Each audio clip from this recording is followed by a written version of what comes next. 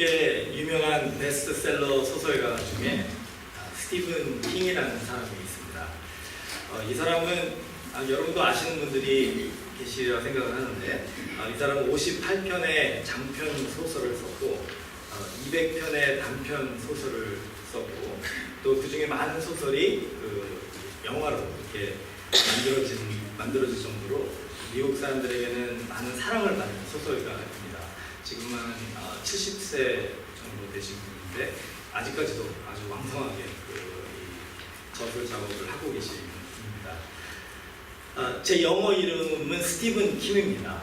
그래서 제가 가끔 이렇게 전화회사나 관공서에 전화로 이렇게 물어볼 때 이름이 뭐냐? 그럼 제가 스티븐 킴이다 그러면은 스티븐 킹? 하면서 굉장히 의아해하고 놀래하는 그런 얘기를 가끔 듣습니다. 저는 이제 이름이 이렇게 비슷해서 그 사람 이름 바꾸지 않나 하는 그런 생각을 가끔 가져서 제가 그 사람을 별로 이렇게 좋아하지 않아요. 그런데 지난주에 우연히 라디오 인터뷰를 들었는데 NPR에서는 라디오 인터뷰를 들었는데 그분이 이제 자기의 신앙에 대한 얘기를 하셨습니다. 제가 이렇게 들으면서 제가 이렇게 생각했던 스티븐 킹이라는 사람의 모습과 아주 다른 그런 모습의 하나의 작은 간증이라고 할까요? 그런 느낌을 받았는데 뭐라고 했냐면 이렇게 질문은요. Do you believe in God? 당신은 하나님을 믿습니까? 라는 그런 단도직입적인 질문이었었어요. 근데 이제 거기에 대해서 스티븐 킹이 어떻게 답을 했냐면은 내가 하나님을 믿는데 그 이유가 내가 어렸을 때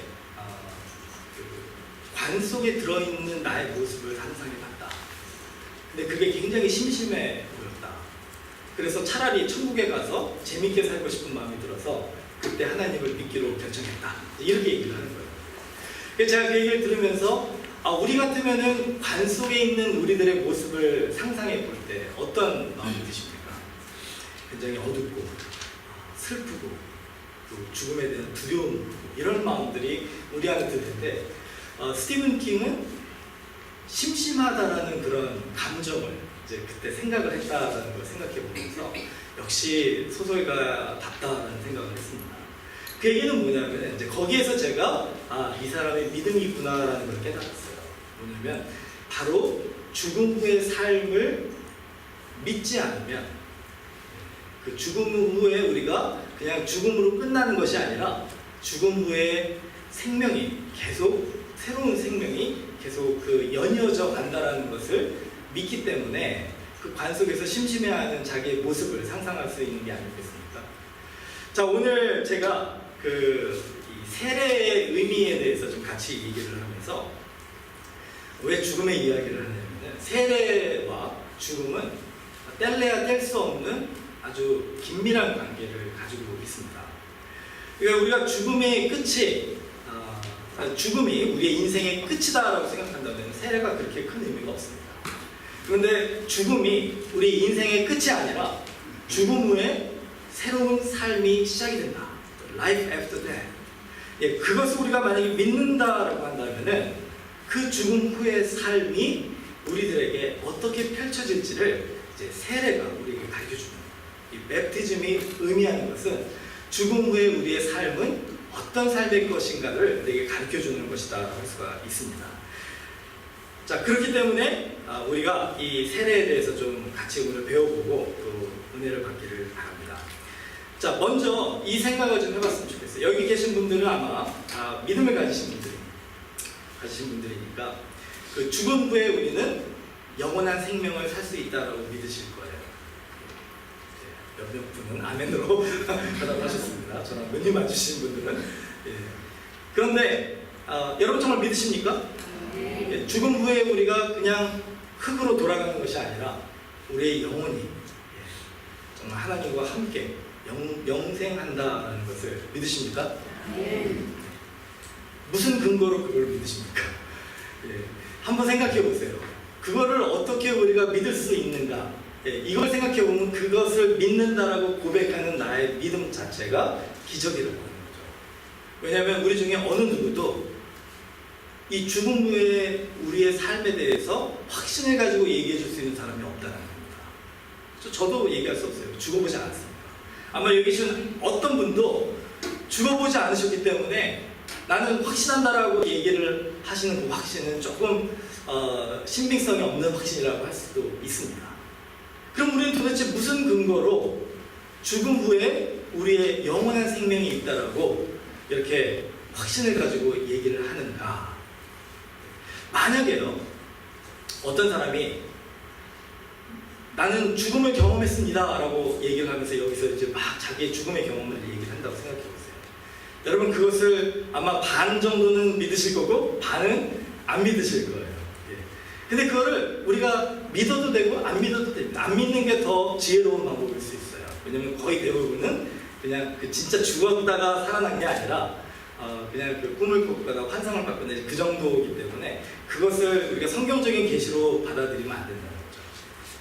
그런데 그렇게 죽었다가 살아났다라고 하는 사람들의 그 말도 우리는 귀 기울여 듣는데, 만약에요, 죽었다가 무덤에 묻혔다가 3일 만에 다시 살아난 사람이 우리 가운데 와가지고 죽음 후의 삶을 얘기해 준다면 아마 우리는 더 관심을 가지고 그 사람의 이야기를 듣지 않겠습니까?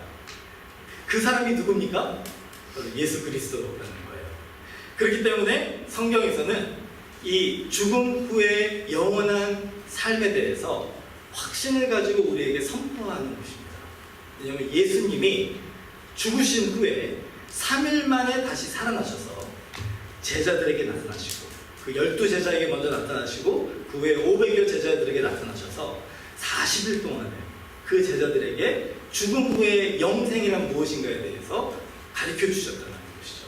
확신을 가지고 가르쳐 주신 이유가 예수님은 죽었다가 다시 부활하신 유일한 그 인간의 몸으로 오신 하나님이시기 때문에 그렇습니다. 그 말을 들은 제자들이 그 예수님의 확신에 감동하고 또 그 예수님의 확신을 믿게 돼서 기록한 것이 바로 우리가 읽고 있는 신약의 성경이다. 그리고 오늘 같이 읽은 골로새서 말씀도 바울이 바로 이 확신에 근거해서 예수님의 죽으심과 다시 사심을 우리에게 선포하는 것입니다.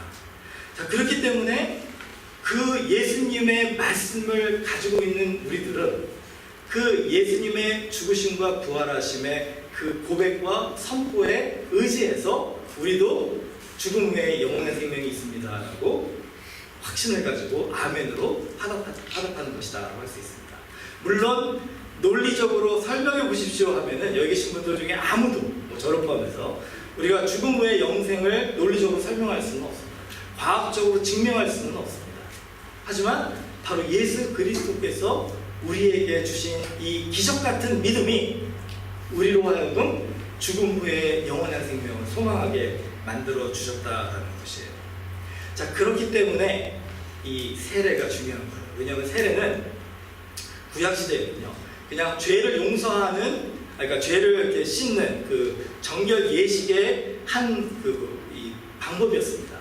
근데 이게 신약시대로 넘어오면서 예수님께서 이 세례를 어떻게 우리들에게 그 새롭게 설명해 주셨냐면은, 바로 이 세례는 우리가 예수 그리스도가 십자가에서 죽으시고 장사 지낸 바 되었다가 3일 만에 다시 살아나심을 우리들에게 가르쳐 주시는 아주 확실한 그 교육 방법이고 하나의 그 표징이다, 상징이다라고 얘기를 해주셨다라는 거예요.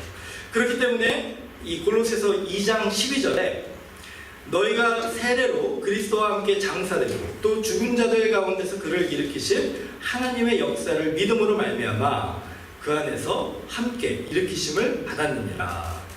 바울이 로마서 6장 3절 4절에도 이런 말씀을 합니다. 우리 그리스도 예수와 합하여 세례를 받은 우리는 그의 죽으심과 합하여 세례를 받은 줄 알지 못하느냐. 그러므로 우리가 그의 죽으심과 합하여 세례를 받음으로 그와 함께 장사되었나니 이는 아버지의 영광으로 말미암아 그리스도를 죽은 자 가운데서 살리신과 같이 우리로 또한 새 생명 가운데서 행하게 하려 하심이라.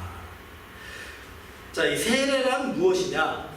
세례란 바로 예수님과 함께 죽고 예수님과 함께 다시 사는 것을 상징하는 것이다 라고 할 수 있습니다. 자, 여러분 좀 따라해 주세요. 제가 오늘 찬양을 너무 열심히 해가지고 목이 맵니다. 좀 이해해 주시기 바랍니다. 예. 세례는 예수님과 함께 죽고 예수님과 함께 다시 사는 것을 상징합니다. 예수님과 죽고 예수님과 다시 사는 거예요. 여기 계신 분들 중에 아마 많은 분들은 유아 세례라는 것을 받으셨으리라 생각합니다. 아기 때 이제 우리 부모님이 이제 우리가 교회 이제 다니게 되면서 세례를 주신 그 유아 세례를 받으셨을 거예요. 또 많은 분들은 어려서 이렇게 세례를 받으셔서 잘 기억도 안 나시는 분들이 계실 수도 있습니다. 또 많은 분들은 교회를 출석하게 됐는데 교회 장로님이, 목사님이, 집사님들이 이제 우리 교회 오셨으니까 세례 받으셔야 됩니다. 그래가지고 얼떨결에 세례 받으신 분들도 많이 계실 거예요. 제가 좀 이렇게 질문 좀 하나 할까요? 혹시 여기 계신 분들 중에 그 침례라는 거를 받으신 분 계십니까? 이렇게 물속에 들어갔다가 나오는 거. 잠깐 손 좀 봐주실래요? 예, 감사합니다. 예. 그 성경대로라고 한다면요, 침례가 그 초대교회 때 예수님께서 우리들에게 가르쳐 주신 세례에 좀 더 가까운 그런 방법입니다. 그러니까 침례와 세례의 차이가 무엇이냐? 둘 다 세례라는 같은 의미인데 이 세례 의식을 행하는 방법이 조금 달라요. 침례는 모르시는 분들을 위해서 잠깐 설명해 드리겠습니다. 침례는 물속에 이제 완전히 이렇게 거꾸로 들어가는 거예요. 물속으로 완전히 잠겨져가지고 이제 보통 목사님들이 이제 그 얼굴을 천정을 바라보면서 이렇게 물속으로 들어가게 합니다. 예, 그러면 막 코에도 물 들어가고 입에도 물 들어가고 막 정신이 없죠. 예, 그런 다음에 조금 지나고 나서 이제 죽지 않을 정도로 좀 시간을 좀 뜸을 들인 다음에 이제 목사님이 딱 일으켜가지고 이제 다시 나오게 하는 거예요. 예, 그게 이제 침례입니다. 세례는 이제 많이 아시죠? 세례는 이제 오시면은 이제 주 목회자가 그 성부와 성자와 성령의 이름으로 세례를 주노라 하면서 그 물을 이제 그 세 번 이제 뿌리게 되죠. 아마 저한테 세례 받으신 분들은 잘 아실 거예요. 제가 유난히 물을 많이 뿌립니다. 몸이 그냥 머리가 그냥 흥건히 젖도록 이렇게 물을 뿌리는 이유가 제 마음은 침례를 드리고 싶은데 우리 환경상 침례를 드릴 수 있는 상황이 아니기 때문에 지금 교회에 그런 풀이 없기 때문에 저희가 세례를 드리거든요. 그래서 그 이제 침례의 경험을 조금이라도 더 해드리기 위해서 물을 많이 뿌리는데 이건 이제 앞으로 저에게 세례 받으실 분들은 좀 마음의 준비를 하고 오셔야 돼요. 갑자기 물벼락 맞는 상황이 생길 수도 있으니까요. 근데 이제 그 이유가 바로 그 예수님은 우리에게 그 세례를 가르쳐 주실 때 이 침례의 개념으로 가르쳐 주셨다는 것을 제가 좀 적용하려고 하는데 이해해 주시고 참여해 주셨으면 좋겠습니다. 자, 그것이 왜 중요하냐면요. 물속에 들어가는 것은 무엇을 상징할까요? 예, 우리가 예수님의 십자가와 함께 그 죽는 것을 상징합니다. 여러분 물속에 들어가서 막 물을 먹고 코에도 물이 들어가고 입에도 들어가고 귀에도 들어가고 막 그러면은 어떤 느낌이 드시죠? 내가 죽을지도 모르겠다라는 생각이 드시잖아요. 그렇죠? 그러면 우리가 어떻게 합니까? 막 허우적거리면서 물 밖으로 나오려고 하죠. 예. 근데 세례식을 할 때는, 침례식을 할 때는 그렇게 나올 수가 없어요. 목사님이 꽉 잡고 있으니까. 예. 그럼 어떻게 됩니까? 목사님이 빼주지 않은 한 여러분은 죽은 몸이에요. 그렇죠? 왜 그게 중요하냐면요.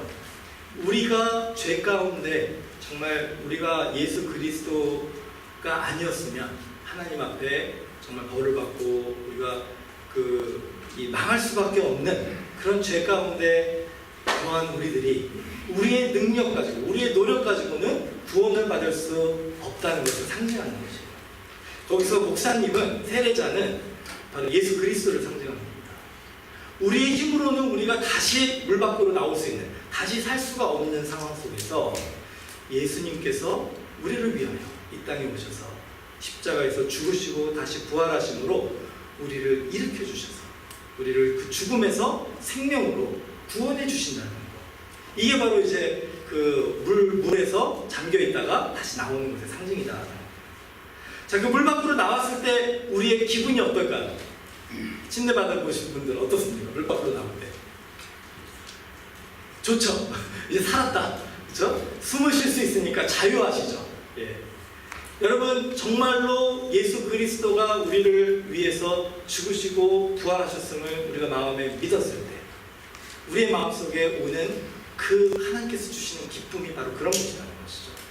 답답하고 죽을 것 같은 그런 두려움에서, 내가 어찌할 바를 모르는 그러한 죄책감 속에서 하나님께서 나를 건져주셨을 때, 구원해 주셨을 때 내 마음속에 정말 살 것 같은, 정말 자유로움, 넘치는 그런 기쁨과 감사가 넘쳐나는 것, 이게 우리들의 구원의 선물을 주신 하나님께서 원하시는 마음이고, 바로 세례가 그것을 우리에게 경험시켜 주신다는 것입니다. 자, 그렇기 때문에 세례는 예수님과 함께 죽고 예수님과 함께 사는 것을 의미하는 거예요. 자, 그러면 예수님과 함께 다시 산 사람들이 이제 해야 될 일이 무엇일까요? 예수님이 우리를 살려주셨으니까 예수님께 죽을 때까지 감사하는 마음으로 그 은혜에 보답하면서 살아야 되는 거 아니겠습니까? 그렇죠? 예수님이 우리를 살려주셨으니까 그 예수님을 우리가 신뢰하고 믿고 따라야 되는 것 아니겠습니까? 우리가 흔히 생각할 때 이 신앙생활 할 때 우리가 이거는 좀 진지하게 한번 물어봐야 되는 부분입니다. 나는 예수님을 아는 사람인가? 아니면 나는 예수님을 믿는 사람인가? 여러분은 예수님을 아는 사람입니까? 아니면 예수님을 믿는 사람입니까? 예, 믿는 사람. 아멘. 여기 계신 분들은 저를 다 아실 거예요. 그렇죠? 제가 누군지 다 아시잖아요. 그렇죠? 여러분 저를 믿으십니까? 아멘. 예, 저를 믿으셔도 좋아요. 그런데 저를 순종하고 따르지는 마십시오. 예, 그렇게 되면 어떻게 되냐면은 우리 교회는 2단계가 되는 거예요.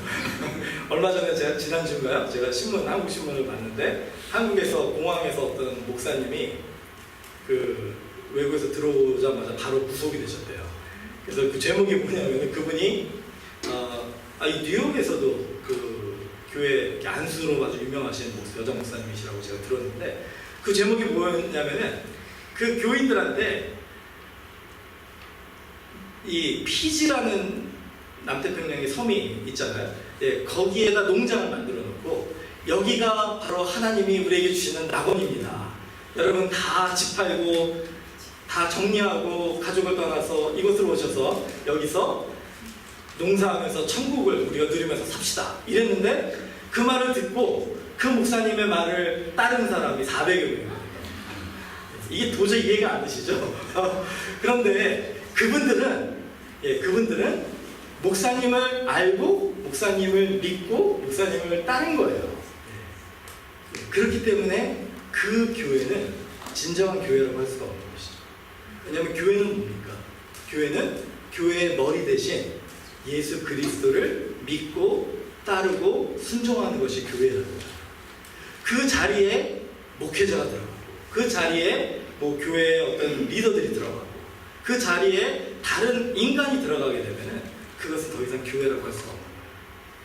그렇기 때문에 우리가 이 질문을 끊임없이 해봐야 됩니다. 나는 예수님을 아는가? 나는 예수님을 믿는가? 만약에 여러분이 예수님을 아는 것에 만족하고 신앙생활을 좀 하고 계시다면 언제 어디서 여러분의 마음속에 사람을 믿고 따르려고 하는 유혹이 밀려올 때 그냥 넘어지실 수가 있다는 거예요. 그거를 물리쳐내는 방법이 뭡니까? 바로 예수 그리스도를 아는 것에 그치는 것이 아니라 예수 그리스도를 믿고 그리고 예수 그리스도를 따르는 그 순종의 삶을 결단하고 살아가는 것. 이게 바로 구원받은 자, 이게 바로 진정한 그 세례의 경험을 한 우리들이 가져야 되는 믿음이다라는 것입니다. 자, 오늘 여러분들에게 이제 질문을 한번 해볼게요. 여러분이 예수님과 함께 죽었고 예수님과 함께 다시 사셨다면 여러분이 예수님을 아는 것에서 멈추셔야 될 이유가 없어요. 왜냐하면 예수님은 우리를 위하여 너무나 많은 것을 해주셨고 우리에게 모든 것을 다 베풀어 주셨고 오늘 우리들을 초대하시면서 예수님의 그 사랑과 은혜와 능력을 경험하기를 원하시는데 우리가 여기서 그냥 멈춰설 필요가 없다는 거죠. 한 걸음 더 나가서 예수님께로 한 걸음 더 나가서 한 걸음이 뭡니까? 한 10걸음 더 나가서 그 예수님을 경험하고 예수님을 아는 것뿐만이 아니라 믿고 듣고 순종하고 따르고자 결심하는, 그렇게 결심하는 우리들에게 예수님이 아까 장로님 말씀해 주신 것처럼 어둠에서, 그러니까 빛이 먼저 와야지 어둠이 밝혀지는 거죠. 우리가 그렇게 결심하고 예수님을 우리의 삶의 구주로 초대해야지 우리의 삶의 어두운 부분들이 빛으로 밝혀지기 시작한다는 것입니다. 자, 그게 첫 번째라면, 두 번째는 세례가 주는 의미는 예수님의 죽으심과 부활하심을 통해 우리가 하나님의 자녀가 됨을 상징한다. 저를 좀 따라주세요. 예수님의 죽으심과 부활하심을 통해 우리가 하나님의 자녀가 됩니다. 골로새서 2장 11절 말씀인데요. 또 그 안에서 너희가 손으로 하지 아니한 할례를 받았으니 곧 육의 몸을 벗는 것이요 그리스도의 할례니라. 자, 이 세례 얘기를 하는데 갑자기 또 할례 얘기가 나오니까 당황하실 수 있습니다. 근데 이 할례와 세례가 굉장히 중요한 성경의 두 가지 개념이에요. 할례는 뭐냐면은 창세기 17장에 보면요, 하나님께서 자녀가 없는 아브라함을 부르시고 얘기하시는 거예요. 내가 너로 하여금, 너의 후손으로 하여금 큰 민족이 되게 하고 너로 믿음의 조상이 되게 하리라. 그러니까 아브라함이 처음에는 좀 황당했죠. 이게 말도 안 되는 얘기입니다. 거의 90세 때 그런 얘기를 하셨습니다. 근데 이제 거의 100세가 됐을 때 그런 얘기를 또 하시는데, 이때는 아브라함이 그것을 믿음으로 받아들였습니다. 그 믿음을 보시고 하나님께서 아브라함과 언약을 맺으시는데, 언약이 뭐냐면 너 이스라엘의 모든 남자들은 할례를 받아 서큐럼시전을 받고, 그 서큐럼시전, 그 할례를 통해서 하나님과의 언약을 확인하는 증표로 삼아라. 이런 그 약속과 또 명령을 창세기 17장에 주신 것입니다. 자, 그 다음부터 유대인들은 이제 그 유대인들의 가정에 자녀가 태어나면, 남자가 태어나면 8일 만에 할례를 줘요. 예수님도 그래서 할례를 받으셨잖아요. 그 의미는 무엇이냐면 바로 하나님의 언약 안에 포함된 자녀입니다라는 것을 증명하는 거예요. 그게 바로 할례의 의미다라고 할 수가 있습니다. 자, 근데 문제는 뭐냐면은 예수님이 이 땅에 오셔가지고 그 십자가에서의 죽으심과 부활하심을 통해서 우리가 하나님의 자녀가 되는 새로운 방법을 제시해 주셨다는 겁니다. 더 이상 우리가 유대인이 할례를 받고 유대인이 되어야지만이 하나님의 백성이 되는 게 아니라, 우리는 예수 그리스도를 믿음으로 하나님의 백성이 될 수 있는 권세를 우리에게 주셨다는 거예요. 아까 말씀드린 것처럼 그리스도와 함께 죽고 그리스도와 함께 다시 삶으로써 우리는 구원을 받을 수 있고 하나님의 자녀가 될 수 있다. 요한복음에 이렇게 선포를 해주셨거든요. 그러니까 더 이상 우리 믿는 사람들이 할례를 받아야지만이 하나님의 언약 안에 들어간다라고 얘기를 할 수가 없는 거예요. 그런데 초대교회 안에서는 이제 이 부분에 있어서 큰 논쟁이 있었습니다. 일부 유대인 기독교인들은 무조건 이방인들이 예수님을 믿으면 할례를 받아야 된다라고 얘기를 했고, 또 이 이방인 기독교인들, 바울을 포함한 이방인 기독교인들은 그렇지 않다.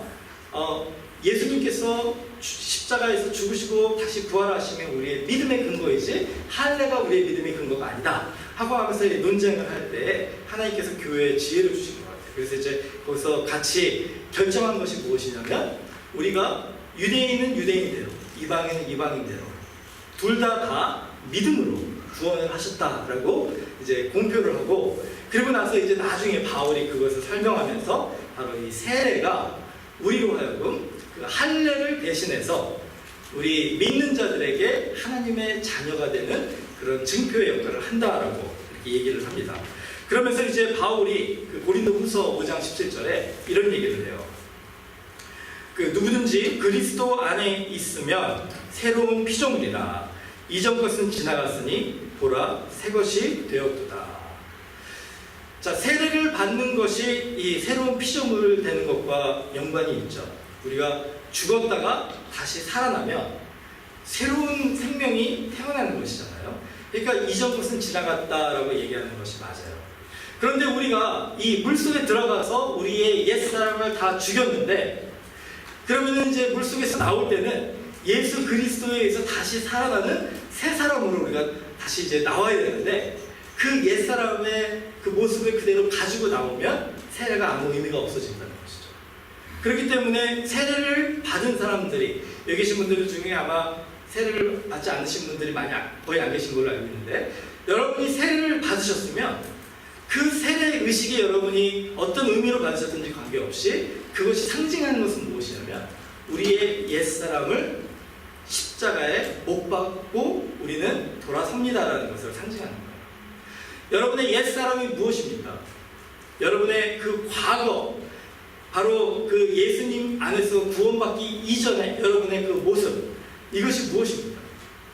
만약에 오늘 나의 모습을 볼 때 내가 아직도 이 옛사람에 매여 살고 있다라고 여러분이 생각하신다면, 이미 하나님께서 우리들에게 새로운 삶을 주셔서 새 것을 주셨고 새 생명을 주셨는데, 아직도 나는 나의 이 옛 과거에, 나의 이 죄, 나의 이 부족한 모습 속에, 나의 그 해결되지 못하는 그런 그 마음속의 그런 감정들, 그런 관계들, 이런 것들에 내가 여전히 매여 있다면, 그렇다면 우리는 쓸데없는 고민을 하는 거예요.